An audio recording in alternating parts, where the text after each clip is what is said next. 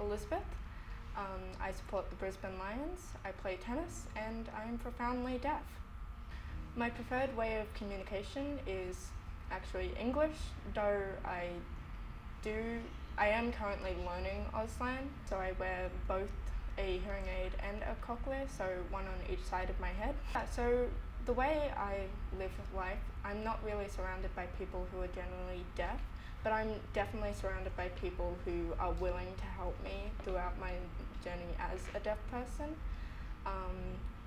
My mum has adapted really well by letting teachers know and my coaches about speaking to me, how they treat me, when they're teaching me and speaking to me, to turn to me and face me so I can read their lips, and also to generally speak a little louder.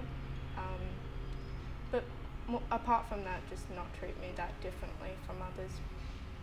I was thinking about how much she's gone through. Yeah. How much we've both gone through. So yeah, it's been a hard 14 years because I'm not deaf, so I don't get a lot of it. But she works so hard and she's amazing. So she's really, she's got to the stage where she's an advocate for herself. A lot of demonstrations. I'll do it with any student really, but being a lot vocal as well as showing everything that I'm saying is what I find that really helps. Just making sure that she sees the movements while she's getting an explanation as well. It's a great coach will change their style to get the best out of a kid, because some coaches get it and some don't.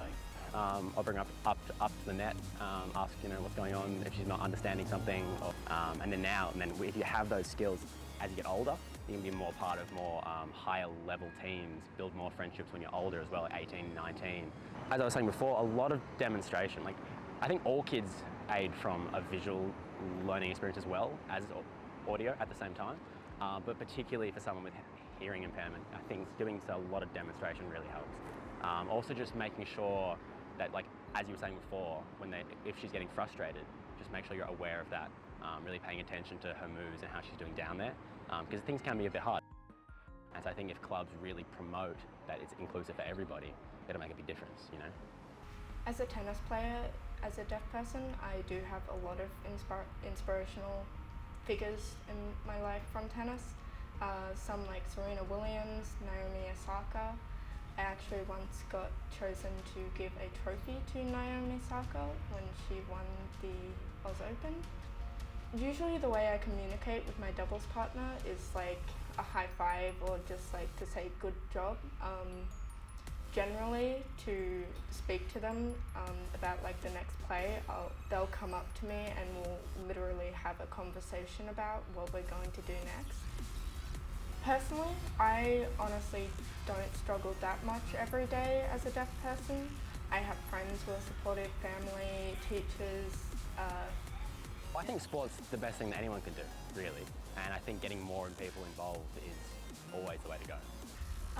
Something I would love to say to my younger self or other kids who are a lot younger than me is don't be afraid to speak out, because not speaking out isn't getting special treatment.